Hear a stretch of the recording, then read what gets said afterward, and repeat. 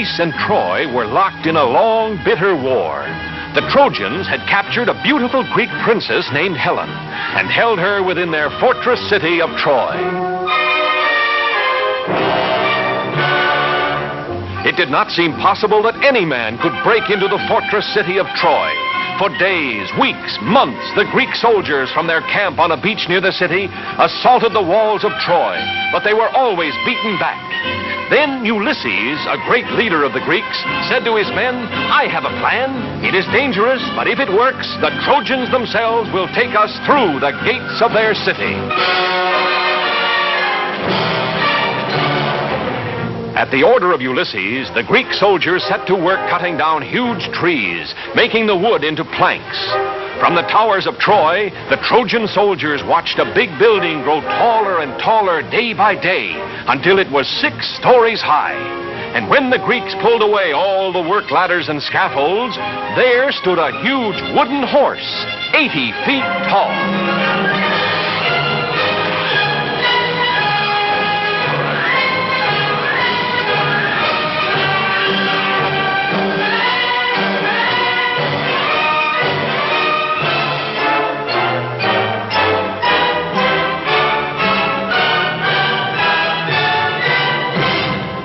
All along the towering walls of Troy, the soldiers and the people gathered to look out across the plain at the great wooden horse. They wondered what it was for, what it meant. The Trojans did not know that Ulysses and 5 Greek soldiers lay hidden in a dark, secret passage inside the wooden horse.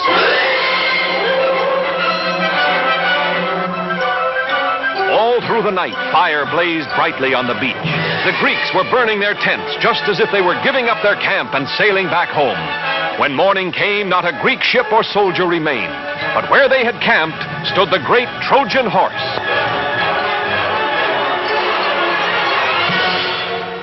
The Trojan people poured out of the city to the beach so they could look more closely at the victory over the Greeks.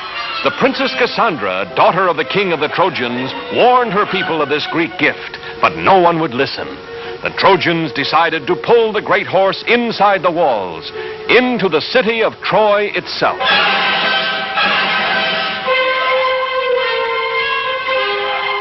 The Trojans tied thick ropes around the legs of the huge wooden horse.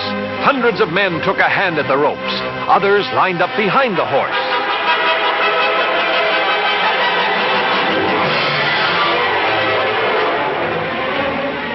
Whooping and hollering, laughing at the Greeks who had never been able to scale the towering walls of Troy, the Trojans tugged and pushed and pulled the huge wooden horse slowly from the beach, over the plains, and through the gates of Troy.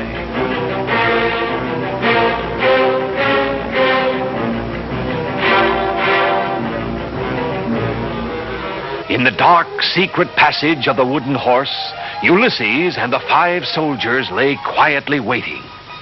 They could feel the horse being moved.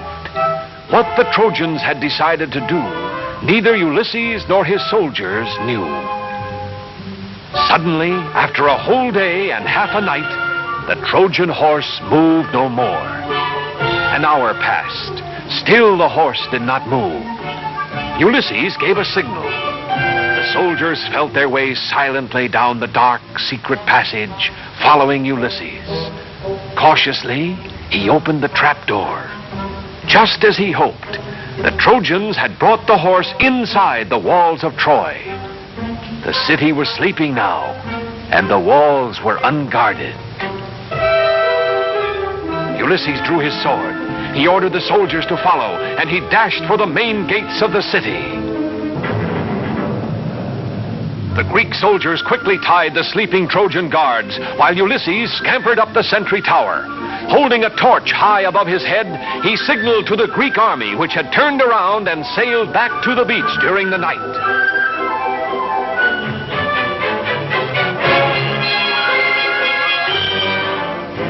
And even as Ulysses and his men opened the gates of Troy, the Greek army was marching across the plain. Caught completely by surprise, the Trojans were easily defeated by the Greek soldiers, who found their beautiful princess and took her back safely to Greece. And brave Ulysses was named the greatest of the Greek heroes.